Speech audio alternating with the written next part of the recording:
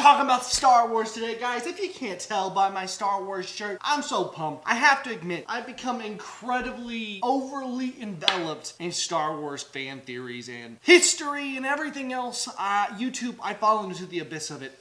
I can't deny it. So I was super duper excited for Rogue One, which if you don't know, takes place in the events leading up to A New Hope. Like literally like right before. It answers a lot of questions, gives us a lot of insight. And so, needless to say, I was excited for the film. But did it live up to the hype? The hype train with the Star Wars movies is unreal. I mean, you're literally talking there's dozens and dozens of channels out there with hundreds of thousands of subscribers each that all talk about every single day Star Wars stories that thousands of people watch. And the reason being is because it's one of the most gripping worlds that we've ever had in cinematic history. Going in, you have an expectation of the film that is astronomical. And I try to lower my expectations. And I must say, as I began to watch the film, I thought the characters were good, the world was interesting, I thought they did a good job. It felt very Star Wars. It was really cool to see some of the stuff we saw in the original film was done right. I mean, what I mean to say is that obviously the older films, they were great, they're masterpieces, but they've aged in a lot of senses. And obviously George Lucas tried to do all that weird like CGI correction stuff. We don't talk about that. Like watching this film, I gotta say I enjoyed it. I think it showed us a different side of the rebellion we hadn't been able to see.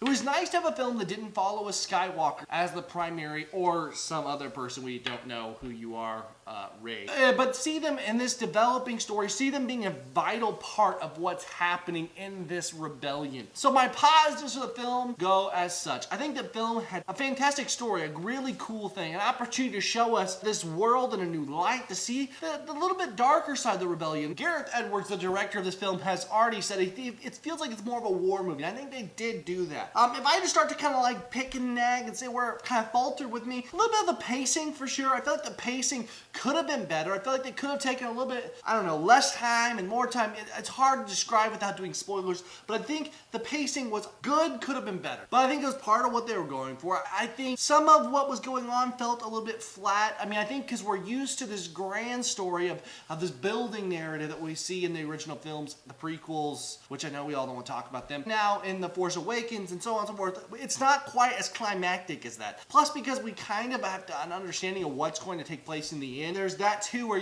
I don't know, there's like a lack of climax in some sense. It's a little bit let down by the ending too. I think it could have been better. I'm not going to spoil it, don't worry. But I was a little let down because I felt like they could have done more. I just don't know. I'm not the guy. I'm glad I'm not the guy at the helm of a Star Wars movie, quite frankly. But as a fan, I wished for just a little more. But with that said, guys, the parental guide was good in this movie. There's hardly any cursing. Obviously, there's violence, but not in the scale of what we see from so many other movies. It was very controlled. So my final thoughts is this. I think Rogue One was a fantastic movie. I think it was really good. I honestly feel like I'd like it better if I saw it the second time.